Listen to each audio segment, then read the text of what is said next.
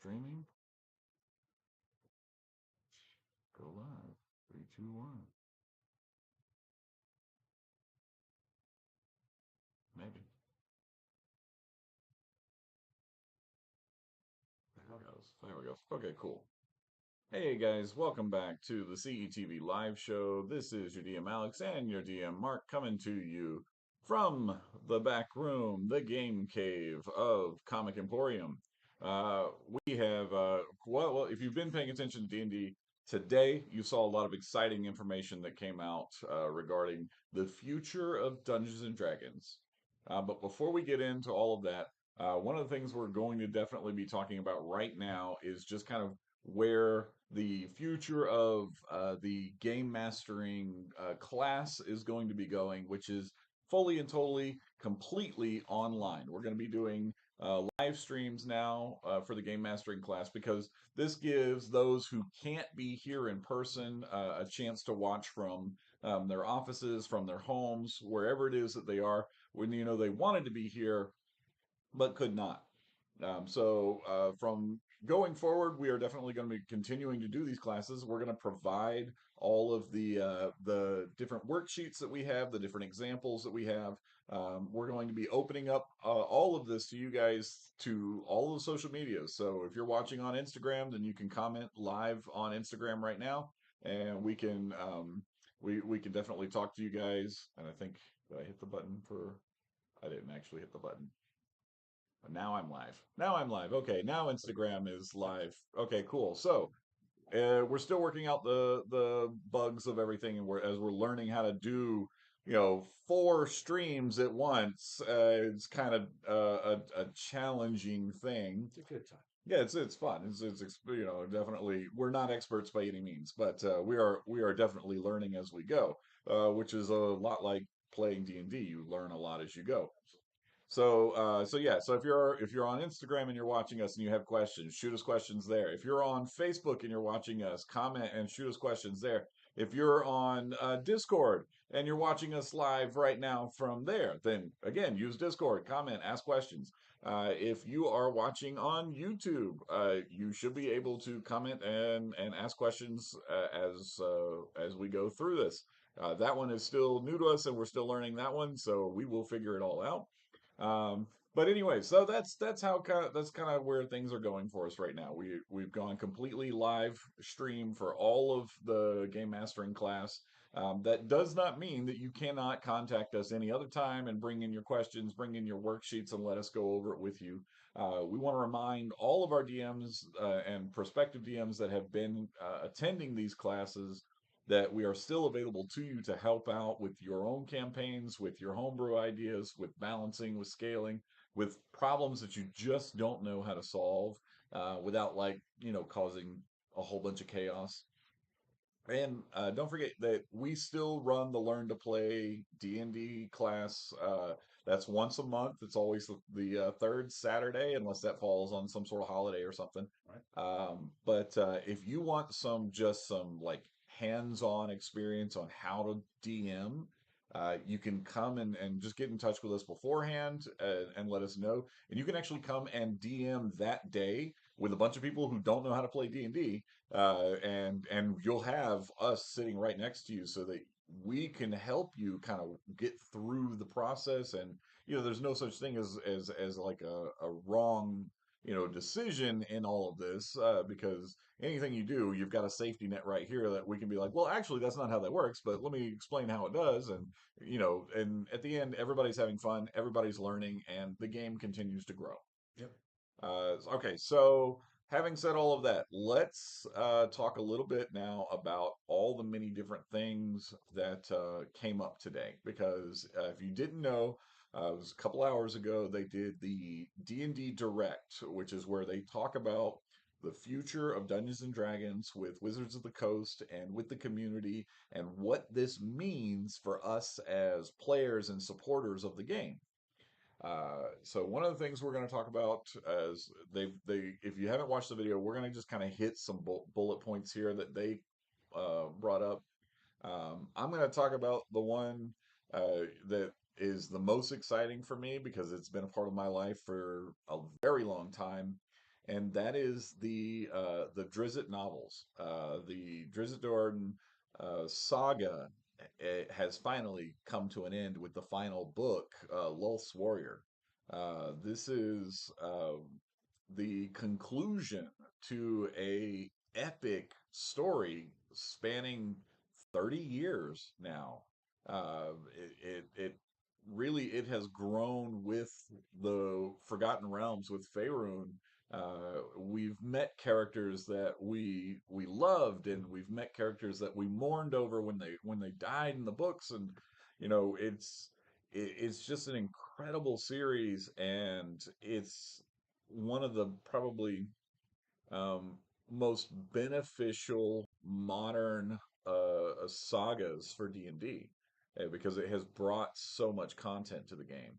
And it has brought a lot of people in who read the books and then went, I want to play this game. So it was very kind of bittersweet. And if you didn't get to watch the video, you should definitely go back and watch it now, because they do bring on R.A. Salvatore and give you a chance. He like takes a few minutes to actually talk about this. I'm excited. I'm terrified. I'm like I don't know how it's going to end, but I want to know how it's going to end. But that's upcoming. Mark, here you can tell us a little bit more. Well, like what's some of the things that stuck out for you from today's announcement? Staying on the Drizzt topic, so R.A. Salvatore is working with, and I can't remember the name of the studio. I think it's Crypt. Could be wrong. They work on Neverwinter, the online D&D game, Oh yeah, and he is working with them directly to incorporate the online version of that storyline that runs parallel with it. So while you're not going to be interacting directly with what happens in the book, you're going to be operating on the peripheral kind of and seeing it happen and maybe affecting other things out on the side. I that's thought cool. that was really cool. He was really proud of that in his interview. That's my takeaway, Yeah. anyways. And yeah, he also goes in on a really cool short little story about how Drizzt actually came to be. I'm told Instagram says we might want to rotate the camera. I'm guessing. Yeah, it's supposed to be. So, Yeah, on yeah, like Instagram. this. Yeah, There we we gotta go. have it like that. How's that, Newton the Destroyer? Better. Just a thumbs up. So, back to Drizzt. The R.A. Salvatore said that it wasn't that character wasn't even in his first draft submitted for the book, and he said someone from the publishing company or someone called him and said, "Hey, I'm about ready to make this pitch for this book for you.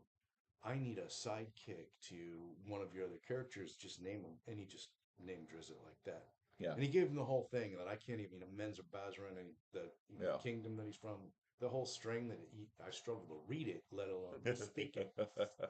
So yeah, no, that was pretty cool. Yeah, Other things that they went over is we got the movie coming out this week.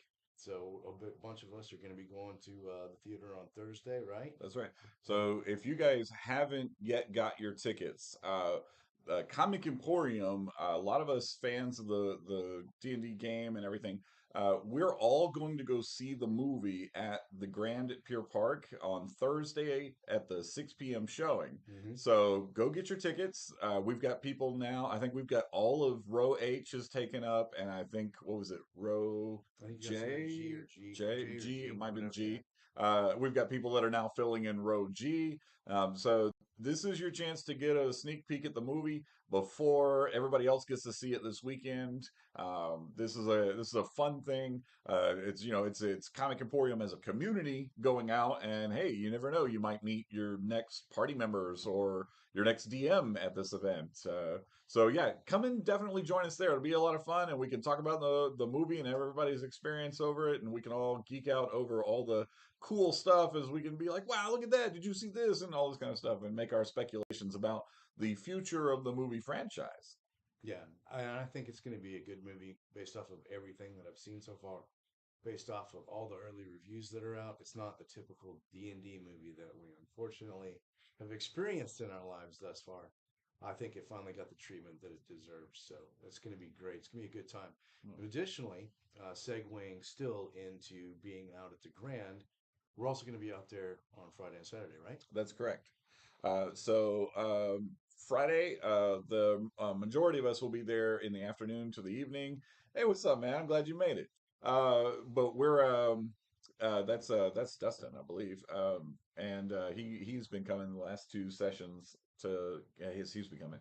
Anyways, so Friday we're going to be out there supporting the release of the movie, and we're going to be running a very short, simplified, basically two-round encounter for people to come up, get a look at some minis, get a look at the dice, get a chance to roll some stuff, and like participate in a combat before or after they go see the movie, and then they can come over to the shop and pick up everything they need to do, everything they need to either make their own game or to join a game or even to sign up for the D&D classes, which is like 3 weeks away. So that'll be fun.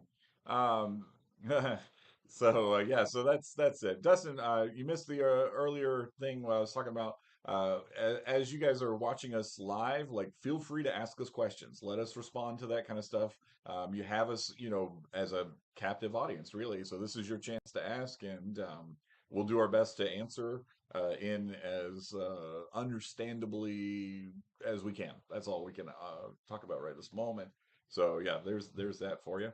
What else was the So the next thing that I thought was pretty big for all the indie players was that they're going to be releasing a heck of a lot more materials for adventures. yes, They talked about many new upcoming adventures where they actually bring in a lot of the history. So, we've already had Tasha, right? sure, Lord Canaan, right? Xanathar. Well, now they're bringing in Bigby, Yes, right? about So time. we're going to get some stuff on him. They are going to bring in a module where we're going to fight back now. So it would just No, I'm wasn't. good. I'm pass on that. I been there, done that. It doesn't end well for my party. Somebody turns against us, joins up with Vecna. He don't care anyway. He kills all of us. I'm gonna pass. I'm gonna pass on that one. But they're going to have that out. But the big one is, do you remember the city of Sigil? City of Sigil. Yeah, Planescape. Wasn't it Planescape? No way, really? Yeah, they're reintroducing that campaign Now setting. that's fantastic because we've just got the Spelljammer stuff, Yeah, so yeah, that's gonna play right in with City. Oh wow, yeah. So just a lot of campaign setting on that. love that. Those were some of the big things that I took away from that video. One of my biggest criticisms of 5e has been that it's been out for a while now, right? I mean, it's been out for a few years, 14, yeah. and 2014 was Player's Handbook, I think. gosh, that's almost 10 years, a decade, and we've barely scratched the surface on all of the lore that's out there, all the adventures that's out there. There's things that we can, they have done like, was it with the Tales of the Yawning Portal, where they Hmm. actually took some of the old adventures and like upgraded them to 5e. Cool, Yep. very cool. That's a nice translation, but let's do more. There's a lot of adventures and stuff out there. There's a lot of just Faerun, just forgotten realms that is unexplored, and we're Hmm. starting to see a little bit of that. We got some of that with Descent into Avernus, which you've heard me rave about. We got to see some of that with Curse of Strahd, with Wild Beyond the Witchlight, where we actually get into the Feywild. But still, that is such a tiny amount of the world. And there's still much more. I'd want Dark Sun, but they said no. Dark Sun, roll a character. You're dead. It doesn't matter. Yeah. Yeah, that is the deadliest campaign setting. Yeah, but there's things like the Red Wizards of Thay.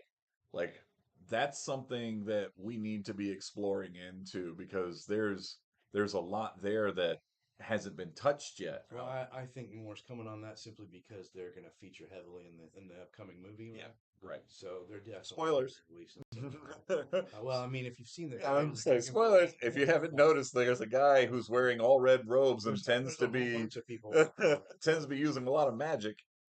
Maybe a wizard. yeah. So that's going to be awesome. And then they also haven't left Homebrew behind either because they're coming out with their virtual tabletop. Yeah. So people have played the Roll20 and others that are just like that, but they're coming out with theirs. It's Unreal Engine. Um, I know that they're going to have pre-purchase novels, adventures Adventures. that they're probably the electronic version of off-the-shelf books. Hmm. But it's also going to feature heavily for the homebrew DM, for the homebrew creator, Cool. because you're going to be able to use those tools to just drag and drop your world and create it. So that's going to be a good tool coming up too. Of course, I'm an old man.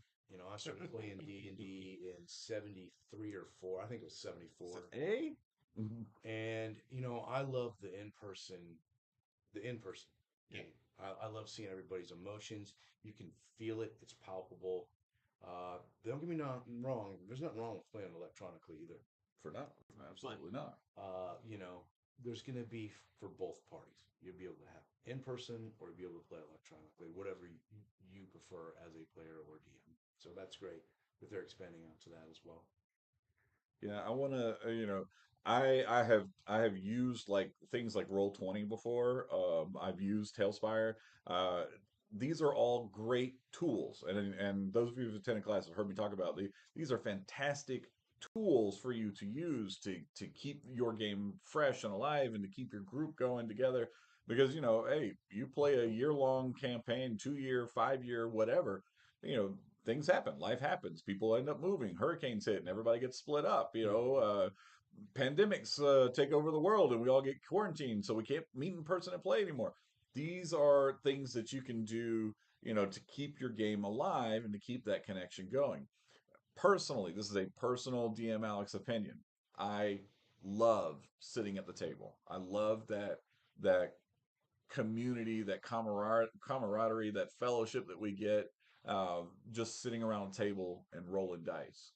But also, I watch Critical Role. I watch Exandria Unlimited. I watch all of the people that are playing. And I feel like I'm playing along with them, even though I'm not there in person, because that has also become a big connection for us. And for those of you who are looking to do this professionally, and we've talked about that several times, this is one of those things. Get proficient with this, and then start running games for people all over the world. Make this kind of Hmm. your gig. It's a gig economy, so make this like what you do to make an income. This is something that has become an actual viable profession. So yeah, this is a lot of good news for players and DMs alike. And for those of you who are just getting into this, don't let all of this seem like just overwhelming too much. Just imagine you just open the door to an entire world that is beckoning you to come in and play. And that's what this really is. Yeah. Let's see, what else is there? A lot of things that were on this video, and it's like a 31-minute video. So all of these products you're obviously going to be carrying. Of course. They talked about a lot of the new products they got coming out. So, and you being in the industry, you've probably seen some more sneak peeks than I have. But they got all kinds of plushies coming out. Good thing. They've got the I'm gonna forget what they're called, but they start off looking like a D20 and then they transform into a dragon or a Hmm. mimic Yeah, yeah, yeah. or a beholder. Pretty Those are sure all those are coming out. called dicelings, I think you're on the right. way. I believe there's at least a count of four coming in series one, which drops next month for us, and then there's going to be four more that drops in June, and we've also got those on the way. So yes, there are some dicelings that are on the way, and they look a lot like, for our younger generations. They look like Bakugan. Before that, you may have referred to them as dice monsters. But yeah, that's what they are. They start off looking like dice, and then they transform into the creature, like the Beholder or the Displacer Beast. Yep, Red Dragon was Red one of them. Dragon. Yeah. Yeah. And another cool thing that they had coming out that I'm sure you guys will carry too is you guys have been getting the life size version of Drizzt out there and your goblins Yep. Pathfinder run. But they're going to be coming out with it's a 20-inch tall mimic, Yep. and they got some other cool stuff. A little owl bear coming out, Pseudo Dragon. little bear, yeah, Yeah. pseudo dragon, a little Pseudo baby Dragon's owl on the way. bear, Yeah. yeah. So a lot of cool products like that are rolling out this year. It's gonna be cool to see. Yeah, we're gonna get some more source material like we talked about. There's gonna be some more books to be had. There's gonna be some more um, like what do you call them? Game accessories like play maps and new minis, of course. There's a lot coming for Dungeons and Dragons.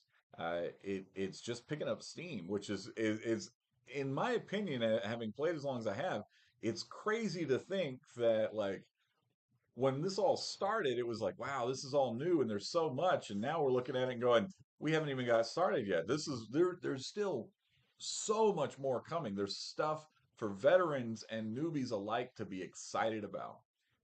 And it's becoming more inclusive, which I appreciate, and it's becoming more immersive as people begin to use like the virtual tabletop and the 3D minis and the soundtracks and all that's becoming available.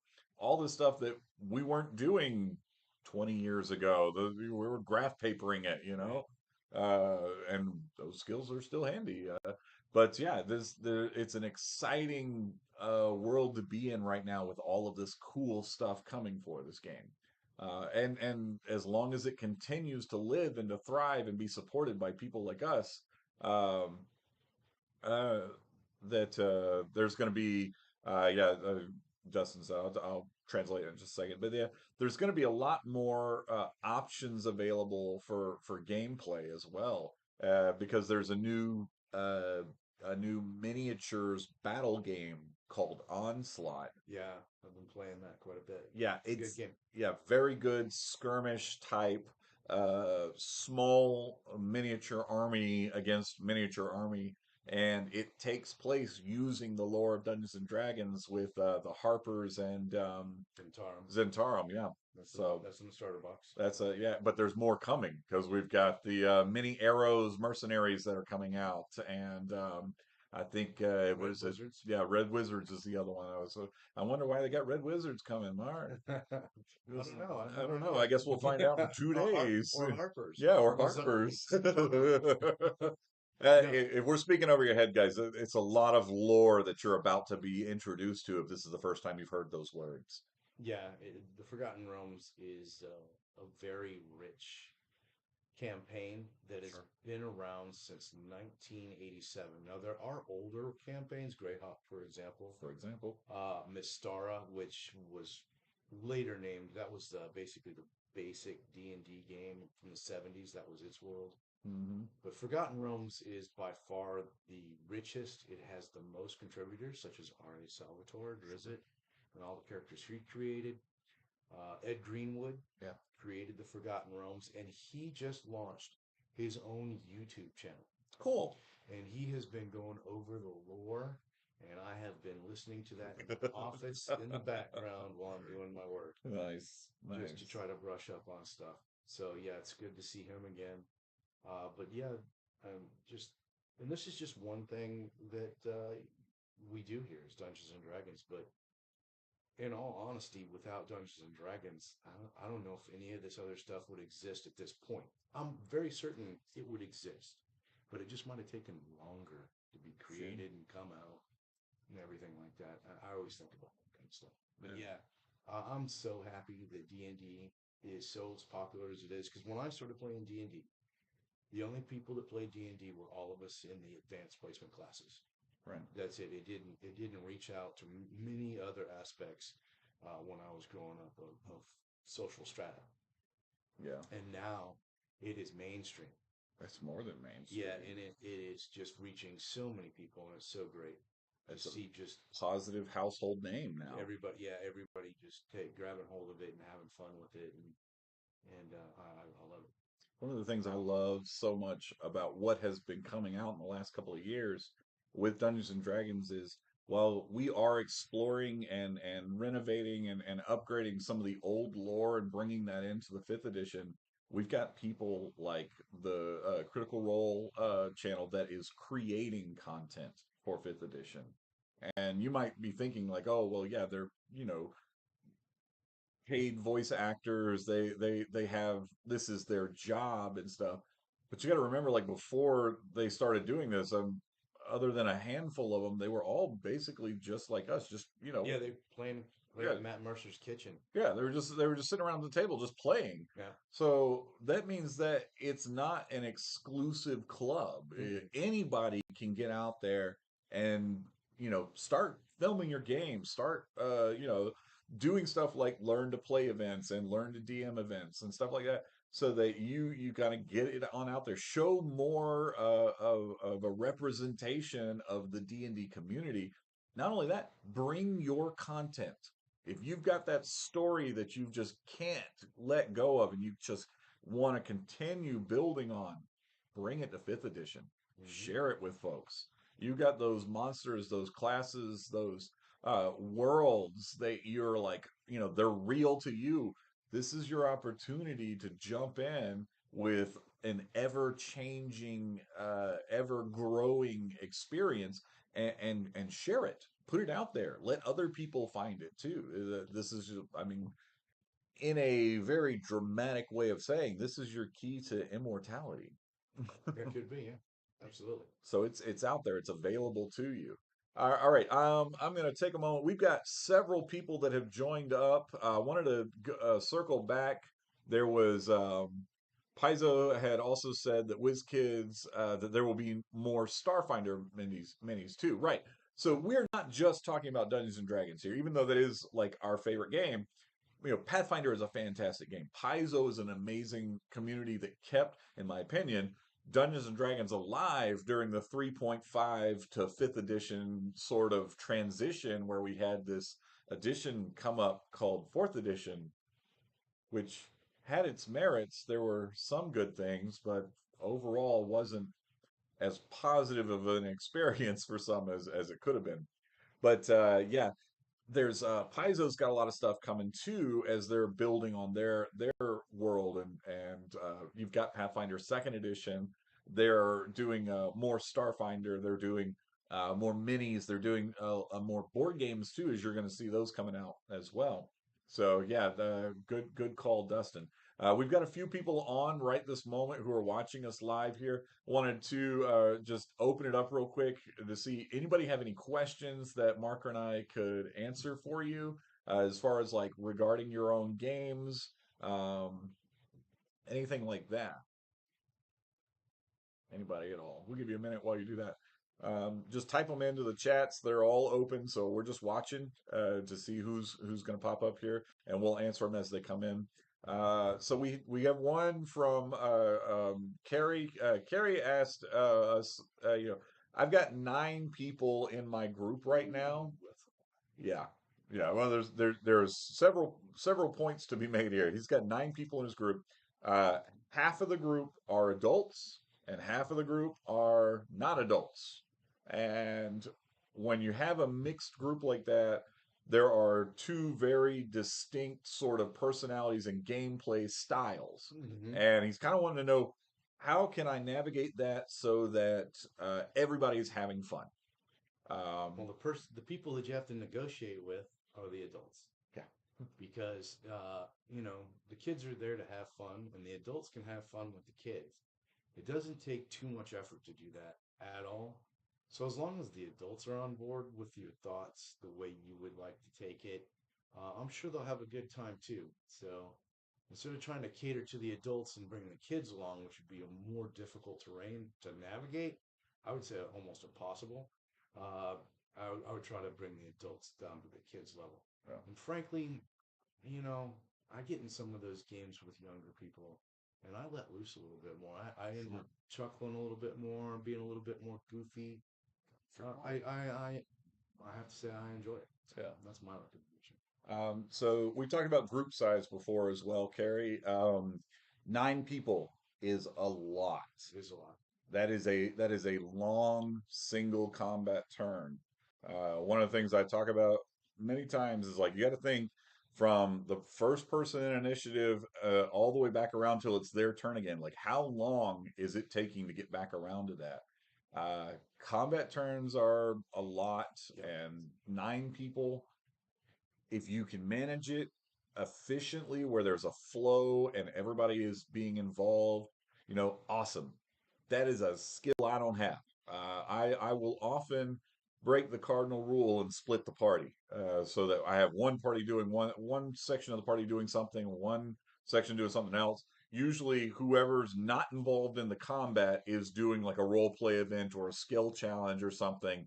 And you can use just I use a worksheet where I'll be like, all right, so here's your DCs. This is what you've got to accomplish. There's got to be a sufficient amount of role play. There's got to be a sufficient amount of sort of critical thinking before you get to roll to see, because you can't just be like, okay, our DC is 16. It's an athletic, so everybody roll and see who beats it. No, not like that. Like, really just kind of tell them, like, where do you want to go with this? Okay, cool. I'm going to set up some DCs for you. I want you to go ahead and just talk it out amongst yourselves to figure out what's going to be the best way to do whatever it is. I'm not going to tell you what the skills are. You try to figure it out yourselves, and then I'll come back to you in just a minute and I'll say, all right, first challenge, DC, whatever, and this is the skill. And hopefully by then that group will have figured out, okay, all right, we talked about this. It's going to be this person is going to do this and this and this. We're going to cast this spell. And I sit with them just long enough to get through that. And then I'll be like, cool, here's your next challenge. And then I'm going to go back to the combat with the other team, and eventually bring them all back together. Um, Here's a thought. Check this out. So if he has 9 folks, I'm assuming they have 9 folks. I'm assuming 4 of them are adults and 4 of them are children, and the ninth is the DM, right? I think so. So what about you put them in pairs, and each pair is one initiative, and they work as a team, but they both get to do their attacks, their bonus actions, and all that stuff. But while the turn's going around, those pairs are working out. Okay, this is what we're gonna do, and they're working as a team. Yeah, we could do that. And if you're playing theater of the mind, that's easier because you don't Mm-hmm. have to worry about like actual physical spacing on a map. You can have them just talk it out. Like, okay, just you guys are working together. However you want to coordinate that, go for it. Or you can have it so that there's a single mini representing their team, and that's going to work together. And then you have to take into you have to think about, like, speed of each individual, who's the slowest, because that's what speed their team's going to have to act on. So yeah, that's not a bad idea. Also, and to go back to what you said, when it comes to like running games for kids, one of the things I love about doing that is this is the first time they've heard those jokes or made those jokes. This is the first time they've experienced a mimic or a displacer Anything, beast, yeah. anything, a rust monster. They've never. This is the first time, so they don't know how to handle it, and so they're going to try all kinds of different stuff. And They're it's gonna it's surprise you. it's it's funny because you get to see it and you're going, oh yeah, that's not going to work. Or you're going to be like, oh, that's brilliant. How did they come up with that? Like, I've been playing this for 30 years and I never would have thought about doing that. Yeah, yeah. So there's some interesting things. And again, and they get these character concepts that some of them you're like, yep, I could have predicted that. I knew that was going to happen. But then some of them you're like, I need to write that one down because I want to run that myself. Right. You're like, hey, okay, cool. You have the monk turtle, and you're like, all right, Ninja Turtle, got it. And then they're like, no, because Ninja Turtles isn't really their generation. Right. Instead, it's the turtle from what's the panda movie? Kung Pao? No, Kung Fu Panda? Kung Fu Panda. Yeah, Kung Fu Panda. I was like, oh, yeah, that makes sense. Cool, nice. Yeah. Yeah, all right, nice. Okay, That's I can where go they're with gonna that. draw their inspiration from is their world around them. So Yeah, so and they're the kids are drawing from what's popular to them, and there's a whole generation of us that grew up on a whole different set of things that's popular to us that we recognize. So yeah, it's a chance for them to do something new that we haven't seen before. So playing with kids is awesome. Really and truly, if you're a DM out there and you haven't had a chance to do that yet, it's fun because they don't really know the lore. They don't know the rules as well as we do. So you can just kind of relax a little bit more and just let them just go at it and have fun. And your job really is just to kind of keep them sort of corralled around a storyline, but they're really writing everything for you. It's fun. It's anyways. very good time. So yeah, Carrie, that's what I would do with that. I would just have I would have just, either like a split the party kind of thing, or you could also assign like the adults, like, okay, hey, you're going to be my co-DM tonight, and I'm going to have you guys run through this encounter. and I'm going to take the kids are going to do this other thing, and just kind of keep them balanced that way. That's one thing I do like to do. We brushed up on a couple of classes ago. Is that for my players, I like to assign jobs. I'm like, Oh, okay, for sure. you're the initiative tracker, you're the note taker, you're the rules lawyer. I like to do those kind of assignments because it keeps people engaged Yeah. the entire time. They're not just waiting for their turn to come up. Yeah, they're not just Because waiting to roll some dice. They yeah, have a responsibility. Who's keeping track of the loot? You exactly. There's know? another job right there. Yep, Yeah. perfect. Conditions.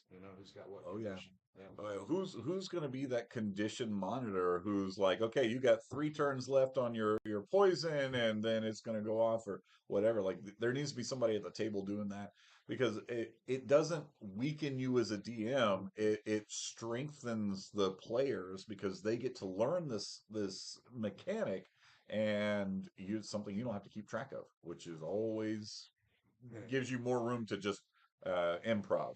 and it keeps everybody engaged Yeah, rather than definitely. somebody who just waiting for their turn and then they're always on their phone or their Yeah. laptop or something. Yeah, Yeah. yeah. Okay. What else? What else have we got coming up? Can't really think of anything else. But it is recommended, if you want to know what's coming up over the next year, it is basically the start of the 50th year of Dungeons and Dragons Yep. existing. It's its 50th year anniversary. 1973. It's crazy. It's crazy. I'm an old man. I'm right there behind you. Anyways, all right, guys. Any further questions? Anybody got anything for us that we can help you out with? Just hit us up now. We'll give you a few more, seconds here, and then we're gonna call it quits. I'll tell you that all the documentation that we've got for worksheets, for help files, all that kind of stuff, all of that's going to be made available to you on the various like Google Docs. Discord will have them just straight up just dropped onto the server, the CE server, so you guys can do that. If you are local and you're watching this and you're wondering how do I get into a game, uh, if you know how to play already, the easiest thing to do is to join the Discord channel, the CE Discord channel, and drop a request into the looking for group channel and just say, hey, I am so and so. I have this availability and I know how to play, in these editions. And if you're new, if you're brand new, the easiest thing to do is come to the Learn to Play event. Hmm. That's going to be in 2 sessions now, starting in April. We're going to do a 12 to 4 and a 6 to 10. The 12 to 4 is all ages. Yep. So, parents, if you're wanting to come and play with your kids, come to the 12 to 4. Everybody else who's an adult, come to the 6 to 10 so you can learn how to play, and it'll be more of your age group, which means you'll probably connect better with the people around you. But that's going to start in April. You can come into the shop, you can call us, you can message us on all the many different things that you're currently watching us on, and let us know that you want to come play and that you have a group or that you're looking for a group, and we'll help you do our best to help you find a group. But if you've already got a group and you just need a place to play, our tables at Comic Emporium are free to reserve. All you got to do is tell us the date and the time that you're going to be here, and what table you prefer. If it's available, we'll let you know and we'll put your name on it. If it's not, we'll give you some options, or we'll tell you when the nearest time slot is available for you so that you can come and play right here in the comfort of your local comic shop. And the benefit of that is you got access to our Wi-Fi, our power supply, our tables, our chairs, our snacks, and if your dice go bad, we've got plenty of those too. So we can help you out in the middle of the game too. And if Mark or myself are here or Gina is here, and you've got questions, we're right here. Just reach out and be like, hey, I've got a question on how to run this, and we can We're sit always aside happy. for you. Yeah, we'll be glad Always to help happy you to. out. All right. I don't see any other questions popping up. So, hey, this has been your DM Alex and your DM Mark coming to you live from Comic Emporium. This has been the CETV live stream of the March Game Mastering class. Be on the lookout for all the many new things coming for D&D. Also, be on the lookout for the different material that's available to you that we've created to help you with this kind of stuff. And as always, make sure that you continue to game, continue to have fun, and continue to show up for your players as well as yourself at D&D. And hopefully, we'll see a bunch of you Thursday at 6 p.m. at the Grand at Pier Park. Or if not, then we'll come meet us out on Friday and Saturday when we're hanging out there. Play for the movie release this weekend. All right, this has been your DM Alex and your DM Mark, and we are signing off. Hopefully, I can do this in a quick fashion.